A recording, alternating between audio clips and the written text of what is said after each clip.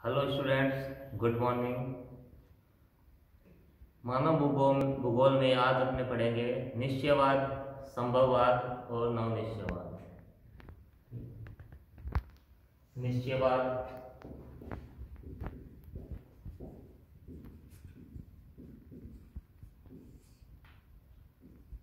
संभववाद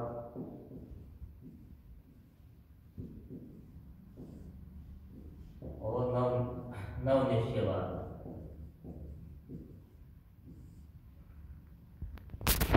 इन तीनों का अर्थ सामान्य रूप में बता देता हूं, इनका क्या अर्थ निकलता है। देखो, निश्चयवाद जो विद्वान, जो भूगोलवेता थे, जो प्रकृति को ही सर्वे सर्वा मानते थे,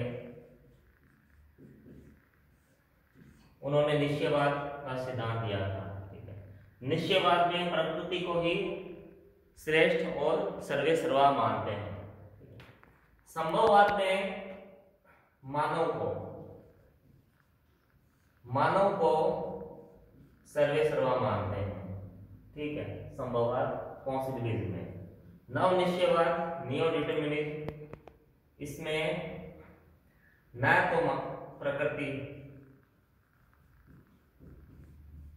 और न मानव। ये कहता है न तो प्रकृति एकदम से श्रेष्ठ है, ना ही मानव। दोनों एक दूसरे के पूरक हैं, एक दूसरे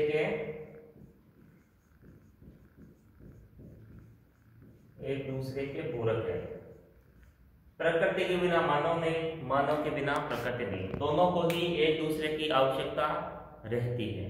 ठीक है, निश्चयवाद का देखो सिद्धांत दिया था जर्मनी के जो भूगोलवेता थे, उन्होंने दिया था। ठीक है,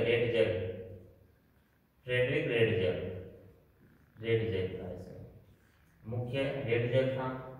संभववाद का दिया था फ्रांस ने। ठीक है, फ्रांस ने तो संभववादी विचारक था विडाल डी ला ब्लास। ये इसके द्वारा दिया गया था। लेकिन संभववाद जो शब्द था, देखो, संभववाद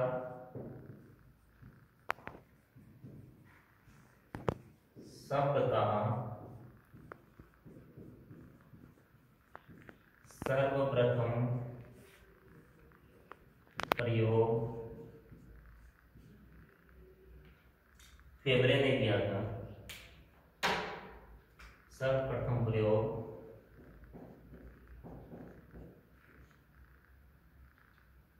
फेबरे ने किया था। ठीक है, ये भी फ्रांस का ही था। संभववाद शब्द का प्रयोग सबसे पहले फेबरे ने किया था, और ये फ्रांस के जो भूगोलवेता है, उनकी विचारधारा थी है। उन्होंने कहा था मानव श्रेष्ठ है, न कि प्रकृति है। ठीक है, मुख्य विचारक था इसका विडाल डी ला ब्लास। ठीक है, एक ही आदमी का नाम है, बड़ा सा। उसके बाद देखो निश्चयवाद दिया था ग्रिफिथ टेलर ने।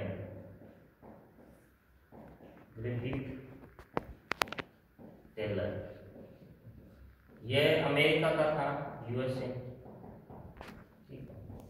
अमेरिका का था। इसने कहा कि आप दोनों लड़ो मत, निश्चयवाद और संभववाद को। इसने कहा कि ना ही प्रकृति सर्वे सर्वा है और ना ही मानव। दोनों ही एक दूसरे के पूरक है, दोनों को ही एक दूसरे की आवश्यकता पड़ती है। प्रकृति के बिना मानव नहीं है और मानव के बिना प्रकृति नहीं है।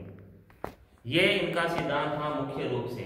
अब इसको थोड़ा विस्तार से देंगे हम निश्चयवाद को।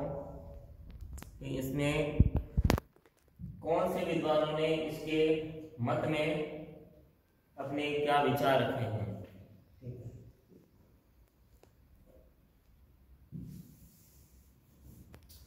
इसमें देखो, निश्चयवाद में इसे पर्यावरणीय निश्चयवाद भी कहते हैं। देखो, निश्चयवाद को पर्यावरणीय निश्चयवाद भी कहते हैं इसको।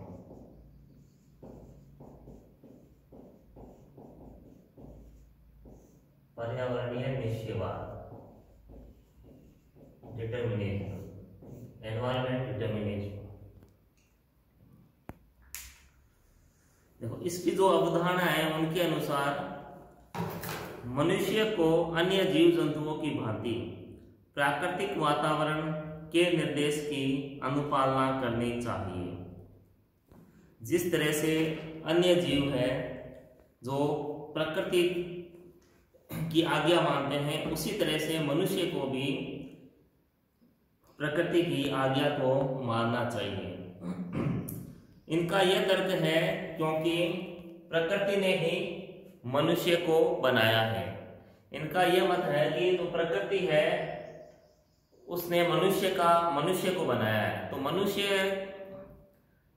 को जिस हिसाब से प्रकृति रखती है उसी हिसाब से मनुष्य को रखना चाहिए। और मनुष्य जो है वो प्रकृति का या पर्यावरण का गुलाम है, इस विचारधारा के अनुसार कि मनुष्य स्वयं कुछ नहीं कर सकता, जो भी करती है प्रकृति ही उससे करवाती है। ऐसा इस विचारधारा का मत था। उसके बाद देखो, अरस्तु ने एक पुस्तक लिखी थी। अरस्तु, पुस्तक का नाम था राजनीति।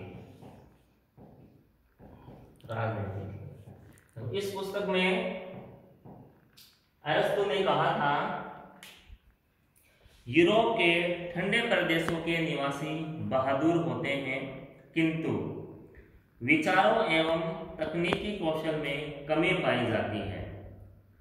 इसके विपरीत एशिया के लोग विचारवान एवं कुशल होते हैं, लेकिन उत्साही नहीं होते। यह अरस्तु ने कहा था कि यूरोप के जो लोग हैं, देखो ठंडे प्रदेशों में रहते हैं, यूरोप में सर्दी अधिक रहती है, वहाँ के निवासी बहादुर होते हैं, लेकिन विचारों और तकनीकी कौशल से उनमें कमी होती है। लेकिन उसने कहा था, एशिया में रहने वाले जो लोग हैं या जो गर्म प्रदेशों में रहने वाले जो लोग हैं, वो विचारों में कुशल होते हैं, लेकिन उत्साही नहीं होते, मतलब कुछ आलसी होते हैं।